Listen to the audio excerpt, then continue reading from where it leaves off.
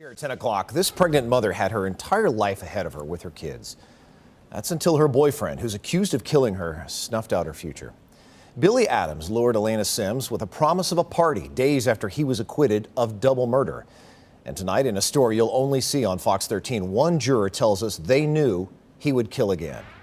Fox 13's Janae Lewis joins us live in studio with this powerful story. Hi there, Janae. What exactly brought this juror to come forward? Mark, the juror decided to speak with us given the publicity of the case because he wanted people to understand their role. He says it was a horrible feeling to see Sims' death happening just days after Adams' acquittal. January 27, 2023, more than 2 years after being charged with the murders of Trayvon Albury and Daniel Thompson. State of Florida versus Billy Adams III. Billy Adams would hear the jury's verdict on murder charges. On count 1, the defendant is not guilty. On count 2, the defendant is not guilty. Visible relief on Adams' face, but now we know the jury wasn't exactly comfortable with its decision. I want to make clear that no one on the jury actually believed Billy Adams' testimony, but we didn't have to believe his testimony. What we needed to find was proof of guilt beyond a reasonable doubt, and we could not find that. Asking us to conceal his identity for safety, this juror spoke exclusively to Fox 13, calling the deliberations intense and initially divided. I feel strongly because the prosecution left gaping holes in their case, and they did not equip us with what we needed to reach a verdict of premeditated first-degree murder. Adams claimed he was in fear for his life when he fired the fatal shots in a home recording studio. He even took the stand and testified in his own defense. Criminal defense attorneys not involved with this case say these kinds of cases are always tough for prosecutors. Especially in a case like this, where you have a defendant who takes the stand and he tells the story and he looks the jurors in the eyes in a convincing manner, explaining why he felt that it was necessary for him to act in self-defense and kill them before he could be killed. He was not justified in his actions when he shot and killed Trayvon Albury and Daniel Thompson. The juror we spoke with says the state didn't present sufficient evidence to prove otherwise. The prosecution, while it's not required to provide a motive, didn't provide a motive. So we had to say either this young man, for no apparent reason, got up and executed in cold blood these two men, who he may have come there with or may not have come there with, or his story. He says instructions were clear. The state must prove premeditated murder beyond a reasonable doubt. So the jury voted to acquit Adams, even though it left at least some of them with an uneasy feeling. To have to free someone when you thoroughly believe he probably was guilty is a terrible thing to do. I even said to one of the other jurors, the other jurors stated that he'll be back here. And I said, yes, but then there'll be another body. And less than 3 days after his acquittal, Tampa police would find the body of 22-year-old Elena Sims feet away from her young son sleeping. Police would quickly link Adams to her death, alleging he lured her there, then shot and killed the pregnant woman because he didn't want to be a father. When this juror heard that news, it came as quite a shock, even though I expected at some point he might reoffend. I didn't think it would be just a few days after we acquitted him. He believes the next jury Billy Adams faces will be in a better position. We had to follow the law, and I'm glad that in this second case, this second trial, there will be apparently overwhelming evidence of his guilt.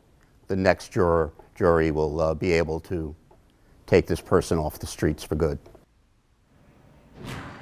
We received a statement from the state attorney's office that reads in part, while we respect the verdict of the jury in the prior case, we disagreed with it, and that is why we prosecuted him. We will continue to work with TPD to prosecute him for these latest crimes. Adams was denied bond in the most recent case, where he's also claiming self-defense. Police say Adams admitted to the latest killing after the stories he gave him didn't add up. This is the book of Wisdom of Solomon, chapter 3, verse 10, and it reads this: "But the ungodly shall be punished according to their own imaginations, which have neglected the righteous and forsaken Yahweh Bahashem Yahushai. Koholayim La, Abanawa Yahweh Bahashem Yahushai Bahashem Rakak Radash Double honors to the elder apostles and elder bishops of Great Millstone who rule well. Salutations to the Achium out there on the highways and the byways. Salutations to the hopeful elect. Salutations to you speckled birds, you Israelite foreigners. And shalom to the Akwaf, sitting and listening in silence as the scriptures say to do so. Wisdom of Solomon, chapter 3, verse 10, and it reads this: But the ungodly shall be punished according to their own imaginations, which have neglected the righteous and forsaken Yahweh, B'Hashem Yahweh Shai. Now, as the scriptures state and say, man, nobody that perishes is innocent, man. Okay, and our people neglect righteousness. They also neglect the ones that speak the words of righteousness, which is the Most High's prophets, man.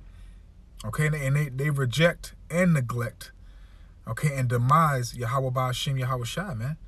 Okay, they worship themselves, witchcraft, a 501c3 slave plantation Christianity, and amongst other things too, man. Okay, our people are highly polluted and highly accustomed to wickedness, man. Okay, and everything that's being done right now is by Yahweh B'Hashem Yahweh Shai, man. But you know, this Jake that did this stuff, man, he's not innocent either, man. Okay, what does it say about somebody that murders, or so like that kills somebody with the intent, you know, premeditated, as Esau say? Because that's what this was. This was premeditated murder. Let's go to the book of the law, man, or one of the books of the law, Numbers, chapter 35. I'm going to start off at verse 16, and it reads this: And if he smite him with an instrument of iron, so that he die, he is a murderer. The murderer shall surely be put to death. And if he smite him with throwing a stone, wherewith he may die, and he die, he is a murderer. The murderer shall surely be put to death. Or if he smite him with a hand weapon of wood, wherewith he may die, and he die, he is a murderer. The murderer shall surely be put to death. Now here goes the point, man. Because in these type of acts, it's supposed to go down like this. Verse 19. The revenger of blood himself. So either the father, the mother, depending on if they're alive, but mainly the father, will revenge his daughter's blood or his son's blood, etc. The revenger of blood himself shall slay the murderer. When he meeteth him, he shall slay him. Okay, point blank period, man. I'm going to read on, verse 20. But if he thrust him of hatred or hurl at him by laying of weight, that he die, or in enmity smite him with his hand, that he die, he that smote him shall surely be put to death. So this Jake, okay, this Jake was Shiva Jatas that basically took his wife, because that's how the Lord sees it. That was his wife. You basically killed not only your wife, but your seed too, man. Okay, because, you know, contrary to popular belief, our people, like I just said, our people indulge and they love wickedness. And they love bad boys. They love fake thugs. So I'm pretty sure, speaking as a man, okay, that more than likely that was his baby. Why? He just had beat a case. Okay, and it's exciting to our people, especially these women, to encounter and to be in the midst of bad boys, man. It gets their quivers wet, man. It gets them, you know, they like to be partakers of wickedness, man. Okay? Reading on. He that smiteth him shall surely be put to death, for he is a murderer. The revenger of blood shall slay the murderer when he meeteth him. So if this woman's father is still alive, or she has a brother, okay, because we know how we on the curses, so the father might not be in the picture, but still, the father's supposed to, you know, take this dude out, man. Eye for an eye, tooth for a tooth, man. Point blank period, man. Okay, because our people are wicked, man. Let's get that real quick. Our people are wicked as hell, man. And that's righteous judgment in the eyes of Yahweh B'Hashem Yahweh Shai, man. Point blank period. That's righteous judgment. This is the book of 1 John, chapter 3, verse 8. He that committeth sin is of the devil. And 2/3 of our people and some of these jakes that claim they in the truth, they are of the devil, man. Okay? And they truly, the people that say they in the truth and that's doing things wickedly, they don't realize it because the Lord has given them that strong delusion. Okay? But 2/3 of our people is of the devil, man. He that committeth sin is of the devil. For the devil sinned from the beginning. For this purpose, the Son of Man. So for this purpose, the Son of the Most High was manifested that he might destroy the works of the devil. And that's what you see happening right now.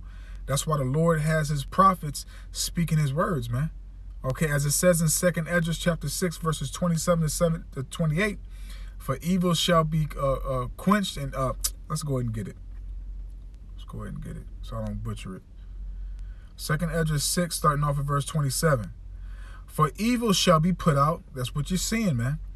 And deceit shall be quenched. Okay, everything is being demolished. Everything is being debunked. The truth is being brought forth. Verse 28. As for faith, it shall flourish. Corruption, okay, which this whole world is corrupted because we have corrupted rulers, man. We have an abominable, filthy, profane ruler, man, which is Esau, Edom. As for faith, it shall flourish. Corruption shall be overcome. And the truth, the amath, which have been so long without fruit, okay, which has been hid, which has been pushed to utter darkness, okay, which has not been produced, which has not been proclaimed, which is happening right now through the mouth of his prophets, okay, by Yahweh Shai speaking through the prophets, man, shall be declared, man. And that's what you see happening, man. But again, back to the topic at hand. So this dude is supposed to be put to death. Anybody that does that kills anybody, okay, premeditated, as Esau say, is supposed to be put to death. There's not supposed to be no damn trial, man. Okay? Back to Numbers 35. I'm going to read verse 31.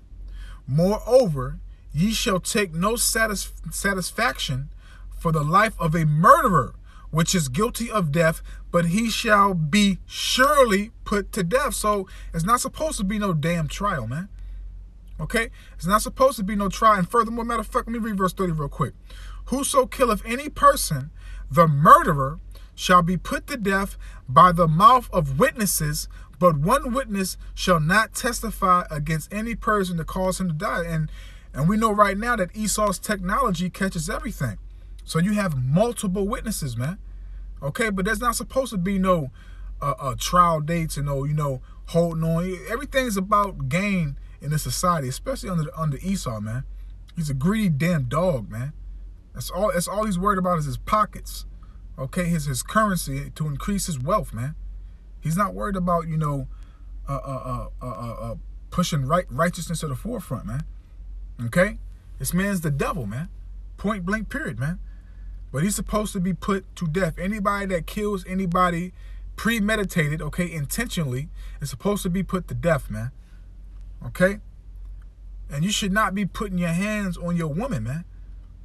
Okay? Hitting your woman, trying to put her to death unless she breaks one of the laws, and it's righteous for you to judge her in that way. But as far as just, doing something like this, man, it's just wicked as hell, man. Okay, you're supposed to treat your woman as your own flesh. Let's prove that. Ephesians chapter 5, verses 28 to 29, and it reads this. So ought men to love their wives as their own body. And again, we're in a society where our people don't realize what you laying down with these women in the eyes of Yahweh Shem Yahweh Shai, especially if she's a virgin, that's your wife. You're supposed to stay with that woman, okay, for life. Okay, and unless she commits adultery, she's supposed to be put to death. Okay, period, man. But in this society, man, they push, adultery. They push for you to lay with multiple men. Okay, to lay with somebody else's wife, etc. So ought men to love their wives as their own bodies. He that loveth his wife loveth himself, man. And again, this Jake right here killed this Israelite woman, his wife, because that's how the Lord sees it. and sit right here and kill this seed too, man. Verse 29. For no man ever yet hated his own flesh, but nourisheth and cherisheth it, even as Yahweh, Bahashim Yahweh Shai, the church, man. And that's how we're supposed to operate, man. We're literally supposed to, cherish, our wife as ourself, man. Just like you would take care of yourself, you would feed yourself, you would nurture yourself. You're supposed to have that same mindset and apply that to your wife too, man. Just as well as you would to your seeds, man. But you see how people are the opposite, man. Okay? Because this is what our people do, man. The Lord told us to not, cleave on to evil and not to seek it. And our people have overpassed the deeds of the wicked. You have Israelites basically telling Esau, you ain't doing it right. You ain't being wicked enough. Okay, you got 2/3 of our people and some of you jakes in the truth that's basically telling Esau he ain't being wicked enough and showing him how to do it. Okay? As it says in Jeremiah chapter 5, our people have overpassed the deeds of the wicked, man. Let's go to Proverbs chapter 4 real quick. Let's prove that our people are supposed to avoid this, man. But 2/3 of our people commend it. They all for it. Proverbs 4, starting off at verse 14.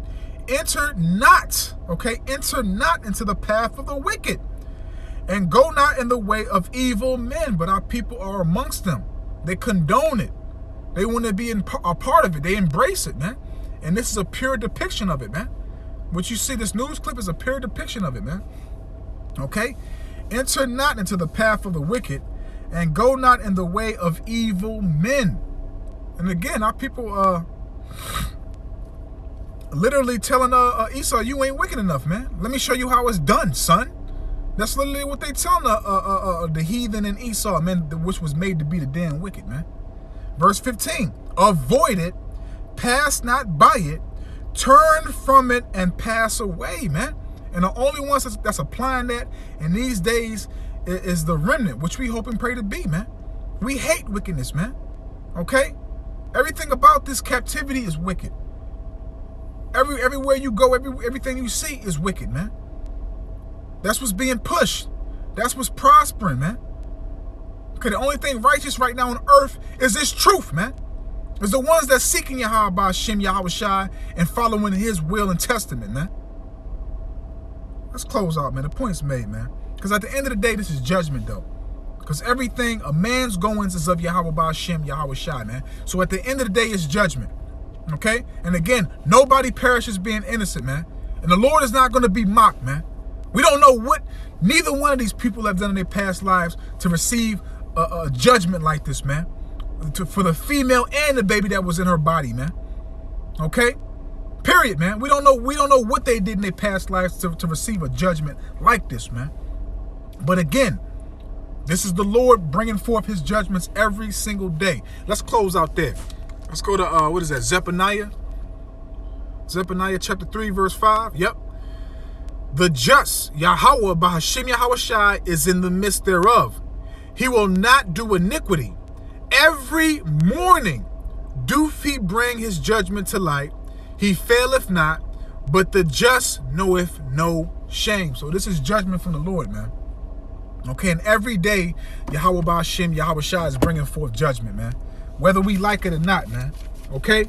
Because at the end of the day, all the judgments of Yahweh Bahashim Yahweh Shai are righteous and balanced all together, man. And we just hope and pray.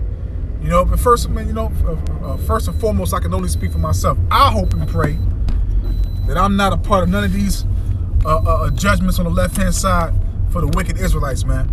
I pray and I hope that my judgment be of the elect, man, to receive that crown and to receive a seat at the table with Yahweh Shah Mashiach, and also to receive a spot in the chariot, and also to have that hedge in Jacob's trouble, man. So Lord willing, man, I hope and I pray that this is edifying and uplifting to the true, sincere Akim Wa Akwaf. So with that, I'm just going to say, Shalom. Give his testimony. What we needed to find